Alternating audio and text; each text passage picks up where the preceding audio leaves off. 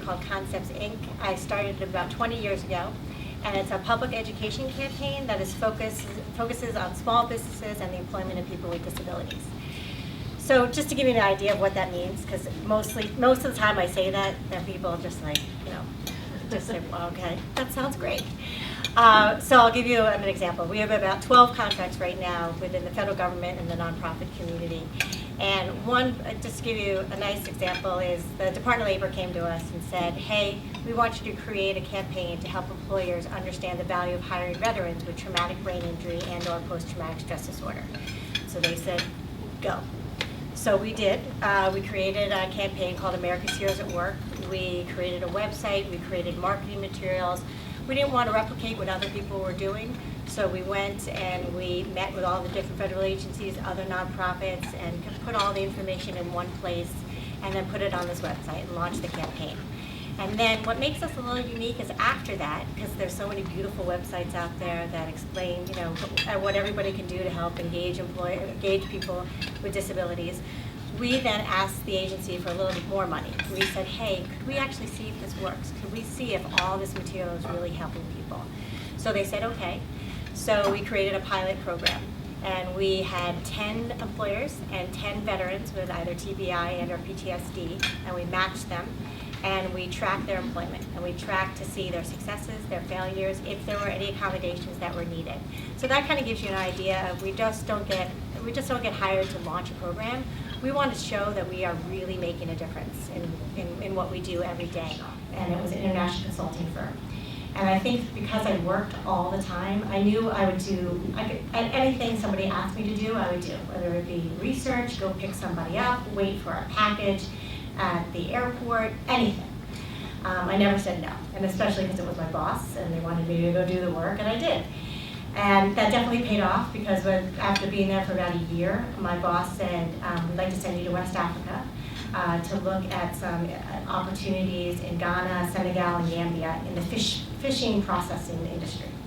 Not that I knew anything about it, but I think after working there for a year, I knew how to research. And again, this was before the internet, so I knew how to call people and just ask for help. And I have to say that's one thing I'm trying to teach all my staff, is always you can ask for help. And sometimes the internet's going to have it, sometimes it's not, but finding that connection to somebody. And that's, again, I think why I created my company too, because we really like to help people. And not just say, hey, go look at this website, but do a little bit of the hand-holding. So networking is key, and you never know when you're going to meet somebody that's going to make a difference in your life.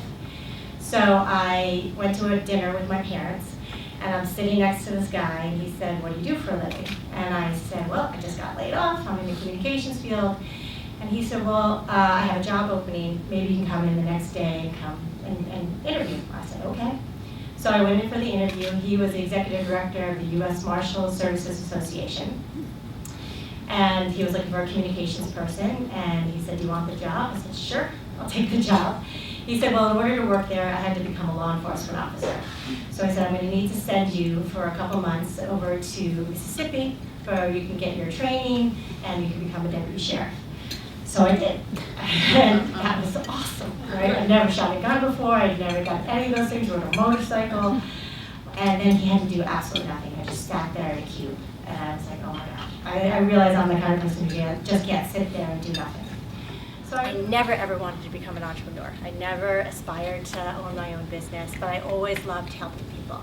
My client at the Department of Labor really, really liked me, and she said, if it's okay with you if I connect you to the new people so that maybe they can hire you as a consultant. I'm like, sure.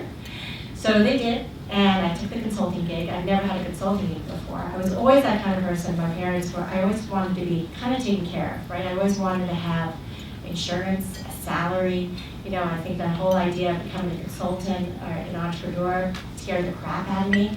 So I was never ever thinking of that route. But for now, I'm like, okay, this is a cool consulting gig.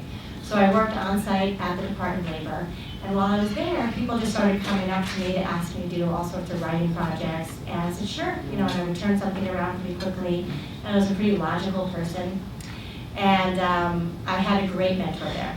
The Deputy Assistant Secretary at the time was this wonderful gentleman. He was on the verge of retirement, and he gave me some great advice, and he said, you work your ass off here. He's like, maybe there's a nice opportunity for you to do this on your own.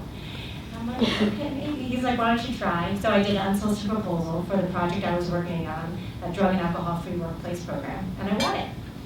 I was like, oh my God, a couple $100,000. And then I was still just Karen Herson. And then I said, oh my God, what am I going to do? I don't, I don't want to hire people. I don't want to do any of this. So I did my research, and I decided I was going to give the contract to another public relations firm, and that would be my in the door. So I found a firm. I found a small firm. I went up to the guy and I said, so I have this contract worth about $500,000. I said, so what I would like in exchange is an office, because I never had an office before, with a door. I would love to have insurance, and I'd like to make $50,000 a year. So of course the guy's like, sold, right? After 2 months of being there, I realized, I went into his office and I said, are you going to hire people to help me with this project? And he said, no. And I said, and he goes, and by the way, why aren't you bringing in any more business? I said, I'm killing myself here, making sure the client's happy, doing all the work, and you want me to bring in more business? I go, you got to hire people. He goes, no, I'm not planning on doing that. Obviously, he was just in it for the money.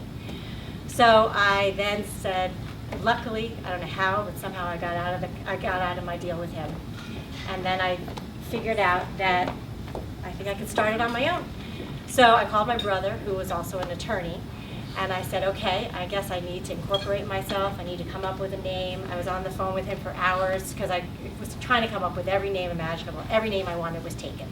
And finally, I'm like, what about just concepts? Because I wanted something concepts. And concepts was not taken. So I took concepts. And, I got that sole source. I started hiring a few consultants. And then there was another opportunity. And in order to go after that, I had to get on GSA schedule.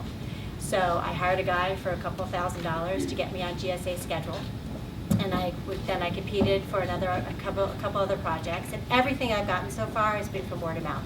I think someone says, hey, who did that project for you? So now my business, I have 12 contracts, I have 15 people, and everybody is awesome. Everybody loves what they do. I have a variety of veterans, people with disabilities, non-disabilities, I think, and hopefully we'll be growing. I don't want to grow that much though, because I love being involved in the projects. So I've kind of stayed my size on purpose. My one problem is all my eggs are in one basket, and I'm sure people will tell you don't ever do that. I've done it for 20 years, so far it's been okay. But with all the administrations changing, we try to do a really good job, especially when I hire someone, to be as apolitical as possible. Because all we do is around serving people, so it should have nothing to do with politics. And for some of the young people, certainly some of the interns, they're very challenged with that. And we always have interns throughout the summer and throughout the year. And I try to bring them to as many meetings as I can, because I think that's how I learned so much. And one other thing I'll mention too, because I think Amanda, you and I talked about it, was the Entrepreneur Organization of Washington, D.C. I just got elected to the board there of Director of Communications for that group. And I know they want to get a little bit more involved in helping entrepreneurs and in helping 100 entrepreneurs also. But it's a great organization. Within DC itself, it has about 160 members, and they're very active in the community. And it's a global organization too that has over 60,000 members. So if you want to learn anything also about EOD, Entrepreneur Organization of Washington DC, feel free to reach out.